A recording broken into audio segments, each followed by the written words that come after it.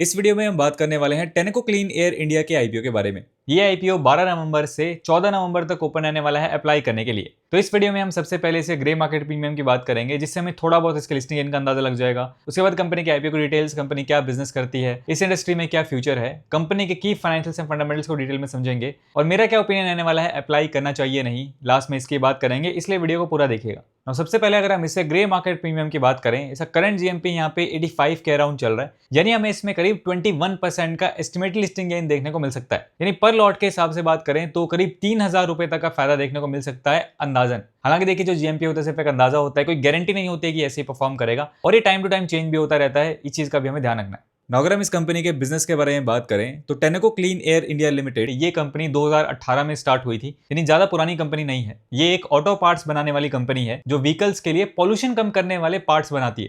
Simple शब्दों में बोलें तो ये कंपनी कार, ट्रक, बस जैसे व्हीकल्स के लिए एग्जॉस्ट सिस्टम्स, कैटालिटिक कन्वर्टर्स और क्लीन एयर टेक्नोलॉजीज बनाती है, जिससे गाड़ी का एमिशन कंट्रोल होता है और पॉल्यूशन नॉर्म्स फॉलो होते हैं। साथ ही ये शॉक एब्जॉर्बर्स और सस्पेंशन पार्ट्स भी बनाती है, जिससे गाड़ी स्मूथ राइड देती है। इनका काम मेनली बड़ी ऑटो कंपनीज यानी ओईएम्स को सप्लाई करना है, जैसे मारुति, टाटा, अशोक लेलैंड जैसे मैन्युफैक्चरर्स। कंपनी के इंडिया में 12 फैक्ट्रीज हैं और ये कमर्शियल व्हीकल सेगमेंट में काफी स्ट्रॉन्ग प्लेयर मानी जाती है। चलिए अब हम क्विकली इस आईपीओ की डिटेल्स की बात कर लेते हैं। इस आईपीओ का प्राइस बैंड यहाँ पे 378 से 397 रुपीज पर शेयर का रखा गया है। टोटल इशू साइज यहाँ पे होने वाला है करीब 3600 करोड़ रुपए का और ये पूरा का पूरा यहाँ पे ऑफर फॉर सेल रखा गया। यानी इस आईपीओ से जो भी पैसा रेज होगा वो कंपनी के प्रमोटर्स के पास जाएगा, जो अपनी हिस्सेदारी यहाँ पे सेल कर रहे हैं। और इस आईपीओ की जो प्रमोटर होल्डिंग है वो 97.2% से कम होकर 94.7% रह जाएगी। फेस वैल्यू यहाँ पे रखी गई है 10 रुपीज पर शेयर।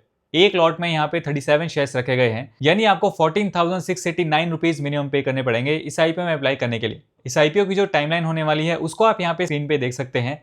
19 नवंबर को इस आईपीओ की लिस्टिंग होगी और आप 14 नवंबर शाम 5 बजे तक इस आईपीओ में अप्लाई कर सकते हैं। चलिए अब हम इसके फाइनेंशियल्स की बात कर लेते हैं। सबसे पहले अगर हम इसके एसेट्स देखें तो एसेट्स हमें यहाँ पे ठीक दिखाई दे रहे हैं। हालांकि फाइनेंशियल ईयर 23 के मुकाबले 24 में अगर हम देखेंगे तो एसेट्स यहाँ पे थोड़े से कम हुए हैं, लेकिन फाइनेंशियल 25 में फिर से ये इंक्रीज हुआ। 2831 सीआर के आसपास फाइनेंशियल 25 में कंपनी के एसेट्स यहाँ पे हैं।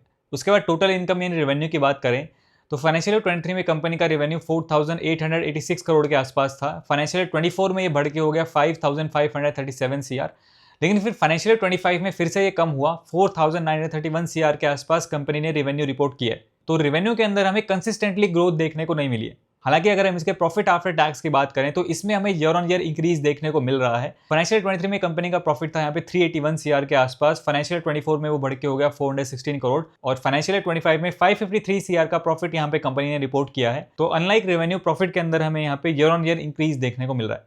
उसके बाद अगर हम इसके फंडामेंटल्स की बात करें तो कंपनी की आरओई, आरओसीएन, आरओडब्ल्यू यहाँ पे अच्छे दिखाई दे रहे हैं।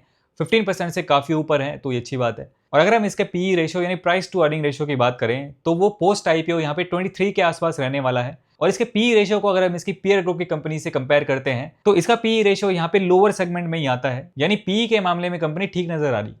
चलिए अब हम कंक्लूजन की बात करते हैं कि इस आईपीओ में अप्लाई करना चाहिए नहीं। लिस्टिंग गेन के पॉइंट ऑफ व्यू से बात करें, पहला इसका पॉइंट आता है जीएमपी। तो जीएमपी हमने देखा इसका 21% के आसपास चल रहा है, यानी थोड़ी बहुत लिस्टिंग गेन की उम्मीद यहाँ पे बनती दिखाई दे रही है। हालांकि जीएमपी के पूरे भरोसे हमें यहाँ पे नहीं रहना चाहिए।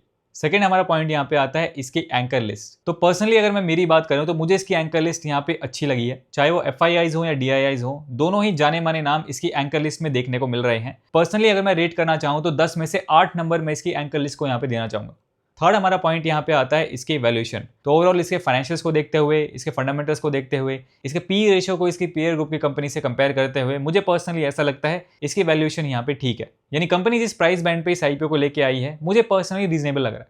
और फोर्थ हमारा पॉइंट यहाँ पे आता है इस आईपीओ की डिमांड। तो देखिए, एक दिन इस आईपीओ को ओपन हुए हो चुका है, अभी तक तो इसमें कोई खास डिमांड यहाँ पे देखने को नहीं मिली है, लेकिन मुझे ऐसे लगता है कि आने वाले टाइम में अच्छी खासी डिमांड इसमें हमें देखने को मिल सकती है। हालांकि एक्चुअल में क्या रहता है वो तो लास्ट डे में ही पता चलेगा। ओवरऑल सारी चीजों को देखते हुए पर्सनली मैं फिलहाल के लिए इस आईपीओ में यहाँ पे इंटरेस्टेड हूँ। हालांकि आपको अपना डिसीजन अपने अकॉर्डिंग, अपने रिस्क एंड एनालिसिस पे लेना है। आगे देखते हैं इसका जीएमपी सब्सक्रिप्शन वगैरह कैसा रहता है। उसको मैं यहाँ पे टेलीग्राम पे टाइम टू टाइम अपडेट भी करता रहता हूँ, वहाँ पे आप ज्वाइन कर सकते हैं। लिंक आपको वीडियो के डिस्क्रिप्शन में मिल जाएगा। आपको इस आईपीओ के बारे में क्या लगता है, आप क्या करने वाले हैं, कमेंट सेक्शन में अपना ओपिनियन जरूर शेयर कीजिए। आज की वीडियो में इतना ही। वीडियो पसंद आया तो इसे लाइक कीजिए। मेरा नाम है सुनील, मिलते हैं नेक्स्ट वीडियो में। Thanks for watching.